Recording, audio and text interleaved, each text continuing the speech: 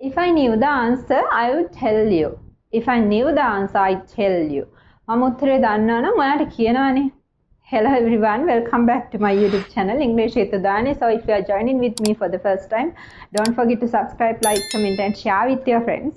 Udani karna da sala maat ekk එකතු වෙන්නේ first time නම් අමතක නොකර subscribe කරන්න, like and comment කරන්න, share කරන්න ඔයාලගේ යාළුවොත් එක්ක. ඉතින් අපි අද එකතු වෙලා තියෙන අලුත් sentence pattern එකක් ඉගෙන ගන්න. මොකක්ද මේ? If I knew the answer, මම උත්තරේ දන්නවා නම් I would tell you. මම ඔයාලට කියනවානේ කියලා අපි කියනවා. හරි. අපි මේ වගේ sentences නිතර use කරනවා. මේ වගේ කොහොමද? මට ගොඩක් සල්ලි තිබුණා නම් මං ගෙයක් ගන්නවා. මම බීච් එක ළඟ ජීවත් වුණා නම් මං හැම උදේකම ඇවිදින්න යනවා. මම shortcut එකක් දන්නවා නම් මං හෙට ඉක්මනට යනවා. අපි imaginary situation එකක්. අපි කියනවා මම මෙහෙම තිබුණා නම් මෙහෙම දන්නවා නම් මට මේක කරනවා කියලා. එතකොට ඒක එහෙම නෑනේ. එතකොට if I knew the answer මම උත්තරේ දන්නවා නම් I will tell you. මට කියනවා. එතකොට මම උත්තරේ දන්නවද? නෑ.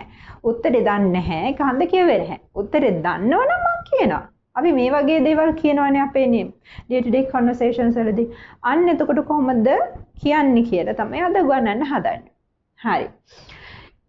If I knew the shortcut, I'd get there faster.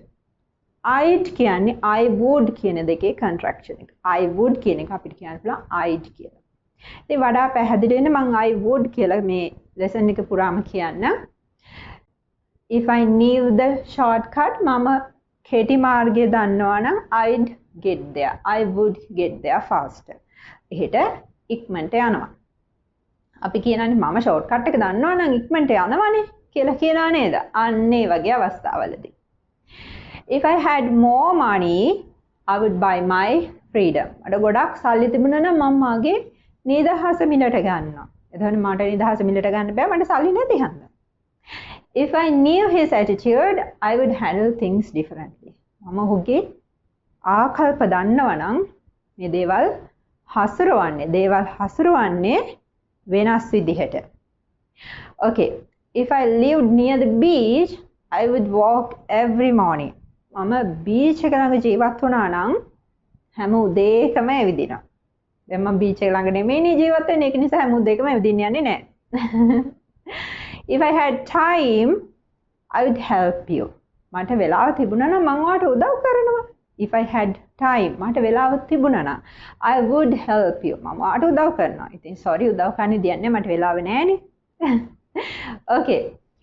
If I were you, මම ඔයා වුණා නම් if I were you, I would apologize. මම ඔයා වුණා නම් සමාව ඉල්ලනවා. If I were you, I would apologize. මම ඔයා වුණා නම් සමාව ඉල්ලනවා. If I were you, I would talk to her politely. මම ඔයා වුණා නම් ඇයට ආචාරශීලීව කතා කරනවා. If I were free today, මම අද නිදහස් වුණා නම් I would visit you. මම ආව බලන්න වෙනවා. If I were free today, I would visit you. මට අද free වුණා නම් මම ආව බලන්න එනවා. If I were you, I would not trust him too easily. මම ඔයා වුණා නම් ඔහුව ලේසියෙන් විශ්වාස කරන්නේ නැහැ.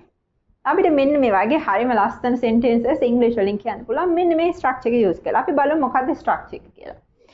මේක basic structure එක හැදෙන්නේ if clause එකකුයි result clause එකකුයි දෙක එකතු වෙලා. if clause එක කියන්නේ if එකක් එක්ක අපි කැමති ඕනම subject එකක් use කරන්න පුළුවන් past verb එකක් use කරනවා. if clause එක හැදෙන්නේ. ඒක තමයි පළවෙනි clause එකේ imaginary situation එක තියෙන්නේ පළවෙනි clause එකේ. දෙවෙනි clause එක result clause එක. ඒක නිසා සිද්ධ වුණු ප්‍රතිඵලය result clause එක හැදෙන්නේ would එක base verb එකක් එකතු වෙලා. හරි. දැන් අපි බැලුවා if එක I කියන subject එක හැදිලා කොහොමද එන්නේ කියලා. අපි දැන් බලමු කොහොමද මේ වෙන subject එකක් ඔතනට ආපුවාම කොහොමද වෙනස් වෙන්නේ කියලා. If he studied harder, he would pass the exam. ඔහු මහන්සිලා පාඩම් කරනවා නම් විභාගේ පාස් වෙනවා. එතකොට විභාගේ පාස් වෙන්නේ මහන්සිලා පාඩම් කරන්නේ නැති නිසා. If she woke up early, she would not be late. දැන් මේ would not කියන එක අපිට wouldn't කියලා කියන්න පුළුවන්. එහෙම වුණොත් මේ sentence එක මෙහෙමයි වෙන්නේ. If she woke up early, she wouldn't be late. අය වේලාසන නැගිටිනවා නම් පාරක්කු වෙන්නේ නැහැ. ඉතින් වේලාසන නැගිටින්නේ නැති හන්ද හැමදාම පාරක්කු වෙනවා.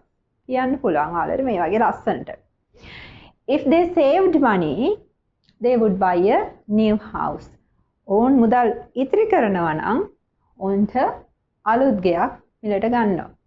ඉතින් මුදල් ඉතුරු කරා නම් ඔවුන් අලුත් ගෙයක් මිලට ගන්නවා. දැන් මුදල් ඉතුරු කරලා නැහැනේ. ඒක නිසා අලුත් ගෙයක් මිලට ගන්න විදිහක් නැහැ. If we had time, we would clean the house.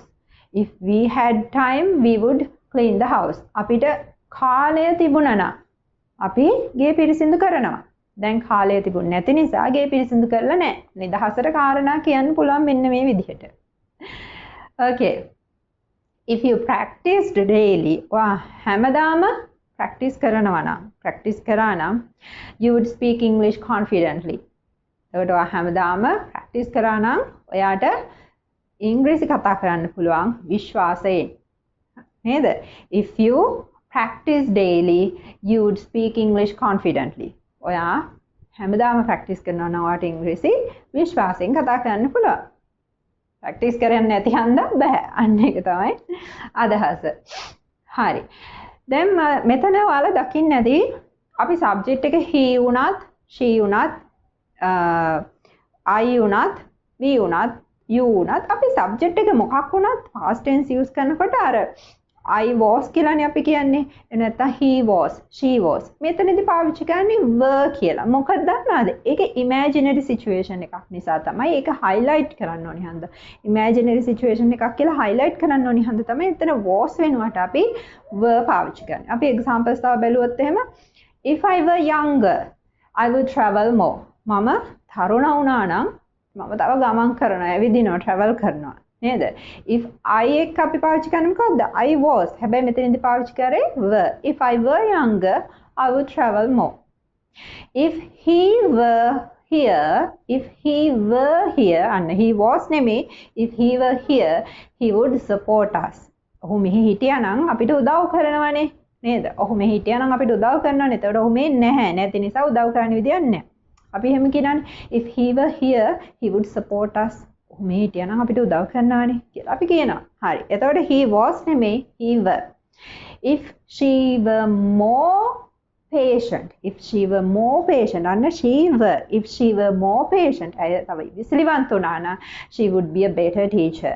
ඇයට වඩා හොඳ ගුරුවරියක් වෙන්න පුළුවන්.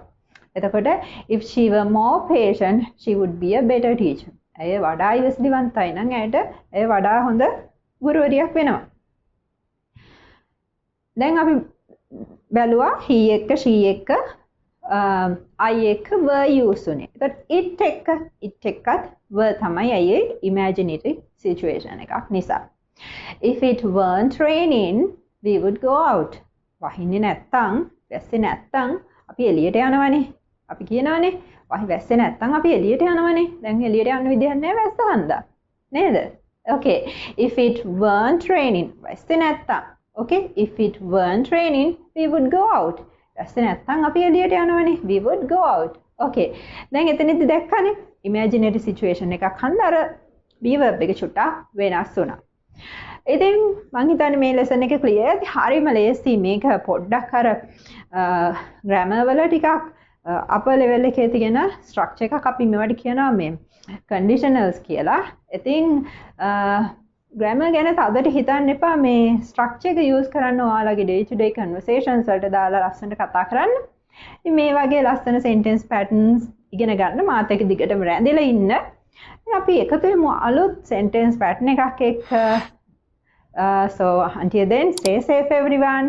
Let's meet from another new video. Until then, bye.